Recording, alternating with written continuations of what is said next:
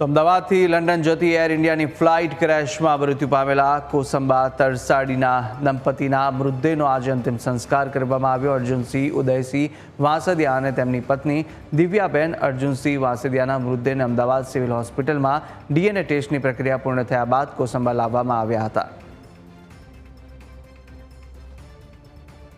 જે વાસદિયા અને એમના પત્ની દિવ્યાબેન બંને પોતાની દીકરીને મળવા માટે લંડન એ પ્લેનમાં જવાના હતા અને આ પ્લેન ક્રેશમાં એમનું દુઃખદ અવસાન થયું। આજ રોજ તરસાડી મુકામે સરકારશ્રીના ખૂબ જ ઉત્કૃષ્ટ પ્રયત્નથી એમની ડેડ બોડીને ડીએનએ ટેસ્ટ બાદ અહીંયા મોકલવામાં આવી, ત્યારે સમગ્ર ગામની અંદર લોકોને ખૂબ જ નારાજગી દેખાઈ, ખૂબ જ દુઃખ દેખાયું અને સમગ્ર હિન્દુસ્તાન જે હાદસાથી દહેલી ગયું છે એ હાદસાની અમે પણ આજે ઝલક જોઈ અને અમારા ધારાસભ્યશ્રી પણ આજે એમની સ્મશાન યાત્રામાં હાજર રહ્યા। ડીએનએ મેચ થયા બાદ આજે બંને વડીલોનું બોડી એ સોંપવામાં આવ્યું છે અને રાજ્ય સરકારે ખૂબ સારી વ્યવસ્થા કરીને આ બોડી એમના વતન સુધી પહોંચાડવાની વ્યવસ્થા કરી છે।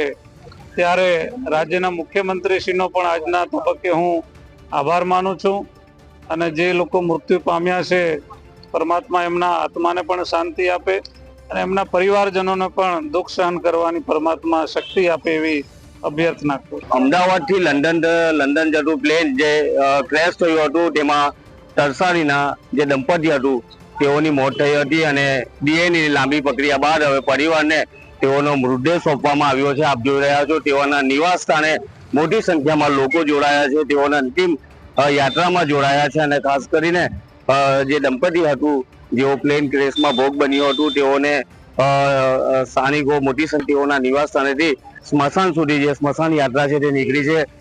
માંગરોળના ધારાસભ્ય માજી મંત્રી ગણપતસિંહ વસાવા પણ જોડાયા છે અને જે રીતે લોકો છે તે આ ઘટના બાદ જે લોકો દુઃખ અને શોકાતુર બન્યા હતા, પરંતુ આજે ડીએનએની લાંબી પ્રક્રિયા બાદ તેઓને મૃતદેહને છે માન સન્માન સાથે તેઓના પરિવારને સોંપવામાં આવી છે અને આજે તેઓની સ્મશાન યાત્રા તેઓના નિવાસ સ્થાનેથી નીકળી છે, જેમાં મોટી સંખ્યામાં લોકો જોડાયા છે।